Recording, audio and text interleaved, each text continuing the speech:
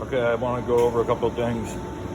So cutting the 4140, when you cut it, I don't know a better way to say it other than just don't be a pussy. You got to actually put about 10 pounds of pressure on it, and then it'll cut good. It helps if you put a little WD-40 on the blade. So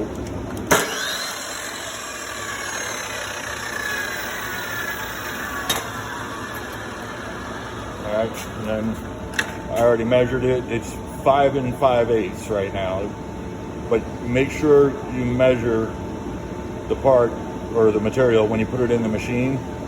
Try not to change the work offset for now because it already touches the vise on one side.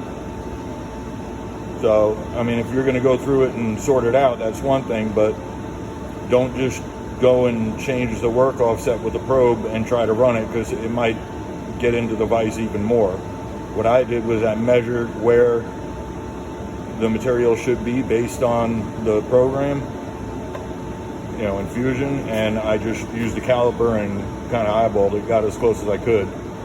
But I know you know what to do. I'm just going through it. So anyway, cut it.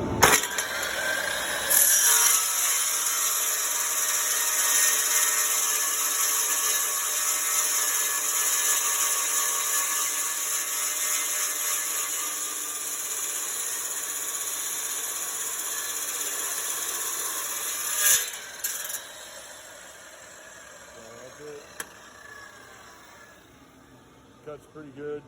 Actually even stays cool. Well, I don't know about cool, but it's not blazing hot. So that's the part in the vise. I have it turned right now for some reason, but you'll have to just basically line it up about the same when you put it in to run the next one. You're gonna have to make some adjustments in the program. One thing for sure is this index roll right here. I don't have it set right. The speeds and feeds are off. So please work on that. And you can see here where I got into the vise. So I actually went back and clearanced it a little bit, but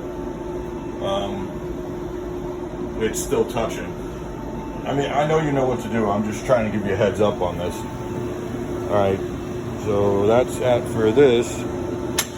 Oh, and I have tools out of the machine for the pads, and what I wanted you to do was set up 2 of the Haas vices in here, the single station vices, or even the other ones, the Star Grip or whatever the hell they're called. Make a little sub plate for 2 vices, and then you can still run pads in here without breaking down the setup that's on the rotary. All right, moving right along. As far as pouring urethane, I mean, the mixing process is self-explanatory, really. Just use the scale. I ordered mixing cups, but they're not going to be in for a couple of days. But what you normally do is you put the mixing cup on the scale and hit 0. Oh, it says motion on scale. Hit 0, and then pour in 1 ounce of part A, then add the red. You just kind of take like a dollop of the red and put it in there. I mean, you can put a decent amount in. Don't take like a whole big scoop or anything, but put about man, I don't even know how to say it, maybe half a teaspoon worth in there, and mix it real good for like a minute, and then add part B. Once you add part B and mix it for about 45 seconds to a minute, you have like less than 2 minutes to pour it. So pour it fast. And the stuff is weird. The higher the concentration of the material, the faster it dries.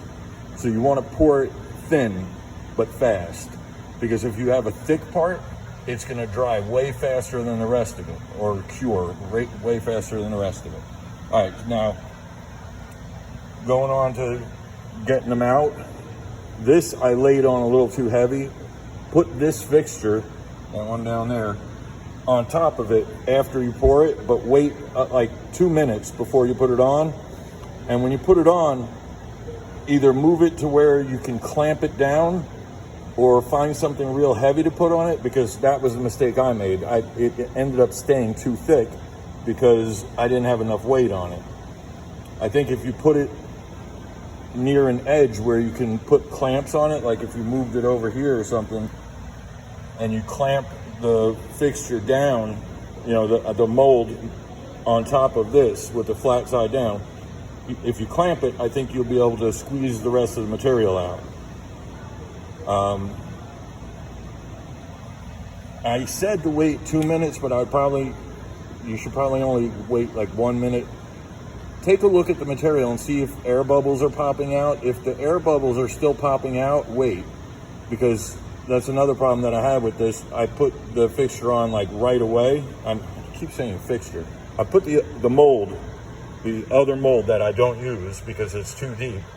I put that one on top of this one too fast, and I trapped the air bubbles in the material. So anyway, to get the excess material off, use razor blades such as this and just basically scrape. It comes off pretty easy, actually. I left some because I want you to be able to try it, but I mean, it comes off pretty easy. You got to put some ass into it, but you know, that's what us black girls are good at. So, yeah, that's it, just like that. I mean, obviously I'm trying not to take anything off the mold, but I'm burnishing it. It's going to be shiny. So, about like that. Now, unfortunately, most of these have freaking air bubbles in them. There's nothing I can do about that. I just should have waited a little bit longer for the air to come out of it. But anyway, try it. See what you can do. If we have to, we'll order a different material because the pot life on this is really, really not long enough. But let me know. Like I said, if we have to, I'll just order a different material. But give it a shot, see what you can do. And then you take the air hose and you blow it over the top, and you just kind of go back and forth and back and forth. Usually you'll be able to get the air to go around it and they'll pop out.